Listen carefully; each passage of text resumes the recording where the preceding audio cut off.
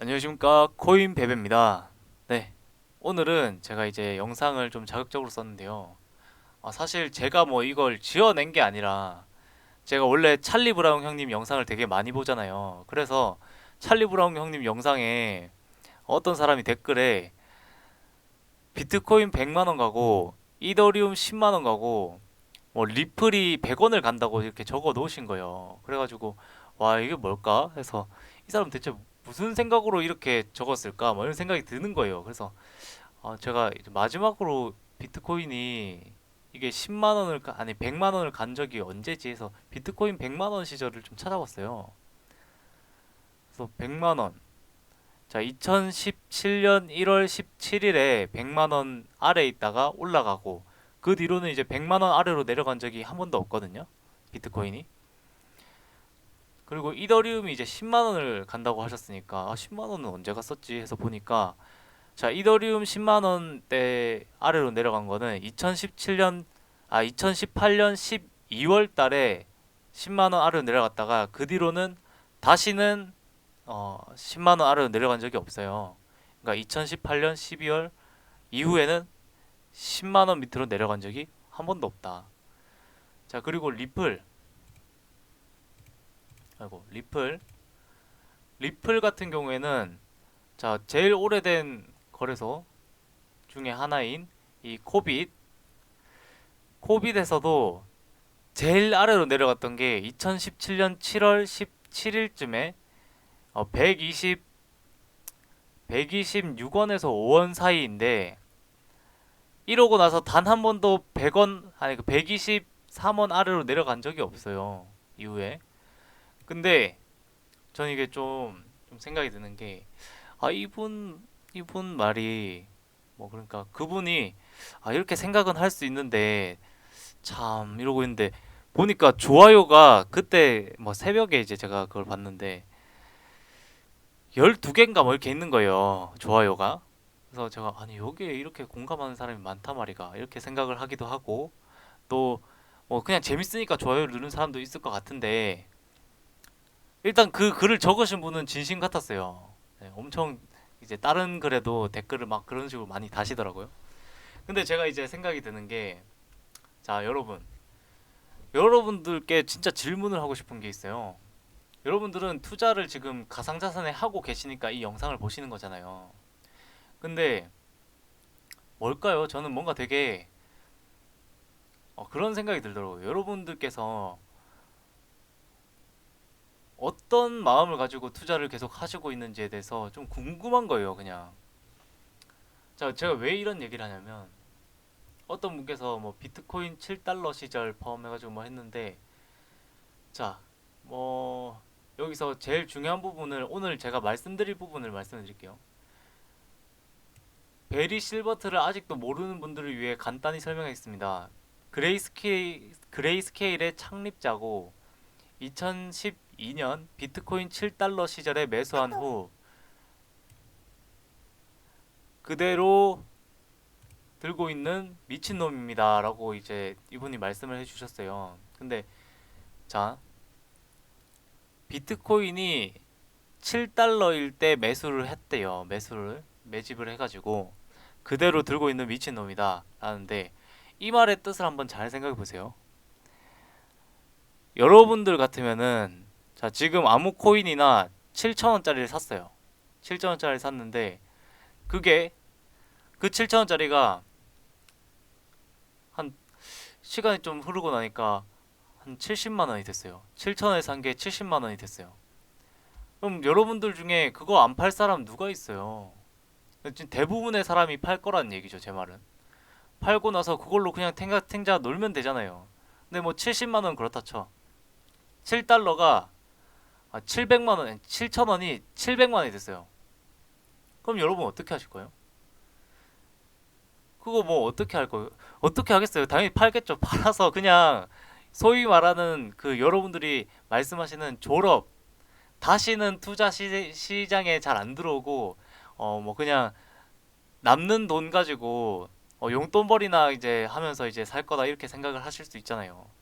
근데 베리 실버트는 7달러에 산 거를 아직도 그대로 들고 있다니까요. 얼마 전에 그 6만 달러 갔을 때 뭐 제가 이제 말씀드릴 수 있는 게 뭐 사고 팔고 하면서 개수를 늘릴지언정 졸업을 하지 않는다는 얘기예요. 이 비트코인의 개수를 얘가 늘릴 수는 있어요. 근데 이 가상자산 시장에서 완전히 아웃하지 않는다니까요. 여러분이 그걸 한번 생각을 해봐야 돼요. 7달러에 사서 거의 6만 달러 이상까지 올라갔었잖아요. 뭐야? 6만 달러 이상까지 갔었다가 지금 내려온 거잖아요. 근데 한번 생각을 해보세요. 여러분들이 여러분들이 산 그 가격에서 1000배 이상이 올랐어요. 그러면은 그거 안 팔 사람이 누구냐는 거죠. 근데 베리 실버트는 어떻게 안 팔 수가 있었어요? 왜 안 팔았을까? 베리 실버트는 비트코인에 대한 그 내재 가치를 완벽히 이해하고 투자를 한 거였던 거예요. 그러니까 비트코인이 아무리 올라도 비트코인 자체가 엄청나게 커다란 내재 가치가 있는 걸 알고 그냥 계속 사면서 모았겠죠, 계속.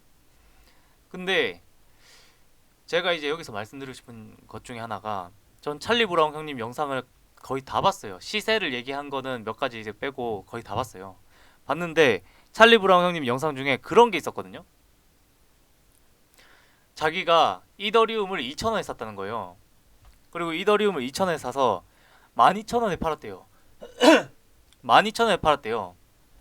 근데 12,000원에 팔았다는 그 말씀을 하시면서 되게 박장대소 하시는 거예요. 엄청 웃으시면서. 그러면서 뭘 하시냐면 진짜 바보 같은 행동이었죠. 뭐 하면서 이렇게 말씀을 하시는데, 여러분들 한번 생각해 보세요. 이더리움이 아니라 다른 거였더라도 2,000원에 사서 12,000원에 팔면은 엄청나게 잘 판 거잖아요. 600%예요. 근데 이제 이 얘기를 들으면은 어떤 사람은 아 진짜 바보 같은 행동이다라고 들으셨을 분이 있을 거예요. 저도 뭐 아 이게 되게 아 그 좀 아깝기도 하네 뭐 이런 생각을 했었는데, 근본적으로 우리가 그걸 왜 아까워하고 왜 거기에 대해서 좀 현명하지 못한 행동이라는 생각을 하게 되냐는 거죠. 왜요? 왜 그럴까요? 이더리움의 그 내재 가치를 어느 정도 깨닫고 있기 때문에 그렇다 생각이 들거든요. 우리가 지금은 이더리움이 어느 정도의 그런 가치를 가지고 있는지에 대해서 가늠을 할 수 있게 됐다는 거죠. 지금 와서는. 그래서 아 이더리움이 그래도 10,000원은 안 가지 이런 생각을 하니까, 그분도 10만 원까진 간다 했는데 10,000원 간다고는 얘기 안 했거든요. 그러니까 이제 12,000원에 판 게 바보 같은 행동처럼 보이게 되는 거예요. 그 내재 가치를 이해하니까.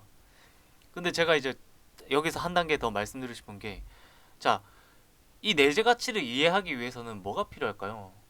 거기에 대한 이해가 필요하겠죠. 비트코인에 대한 이해, 이더리움에 대한 이해, 뭐 크게 보면 리플에 대한 이해, 뭐에 대한 이해 다 필요한데, 여기에 대해서 이해를 하려면 보세요.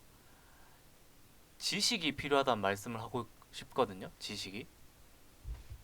근데 거기에 대해서 그 지식을 제일 빠르게 알게 된 사람 중에 많은 부류가 있는 그룹이 개발자라고 전 보거든요. 개발자들. 그 개발자들은 비트코인의 그 백서를 보고 투자를 했다잖아요. 백서를. 그러니까 비트코인 백서를 읽고 거기에 있는 시스템을 다 이제 본인이 비교해서 생각을 해보니까 와 이게 맞아. 이거 되게 혁신적인데 싶어서 돈을 넣었더니 그러니까 돈이 복사가 됐어. 그러니까 그게 바로 가치 투자지. 뭐 그게 운이 좋았다 이렇게 생각은 안 한다는 거죠, 저도.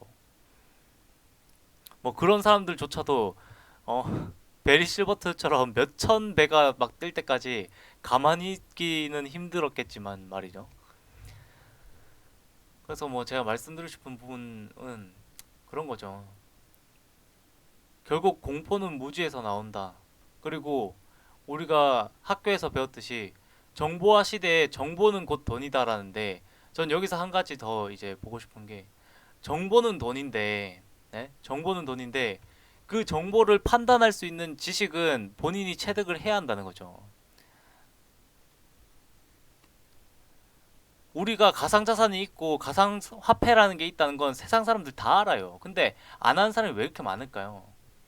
거기에 대해서 가상자산이 어떤 식으로 흘러가게 될지에 대해서 올바른 판단을 하는 사람이 있고, 거기에 대해서 판단을 하지 않거나 아니면은 뭐 생각하는 게 싫다든지 뭐 또는 가상자산이 곧 망할 거다라고 보는 사람들의 부류가 나뉘는 거예요. 근데 그 판단의 근거는 본인 기준이잖아요.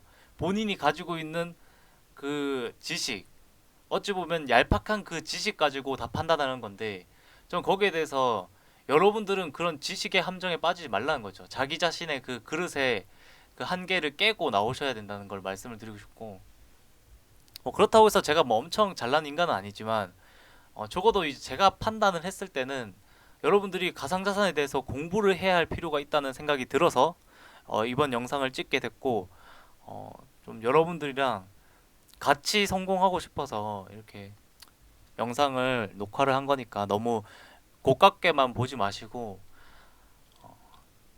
전 솔직히 말씀드리면 여기가 뭐 본인이 막차를 탔다고 생각을 하시고 뭐 괴로워하실 것 같으면은 손절을 치고 그냥 나가세요.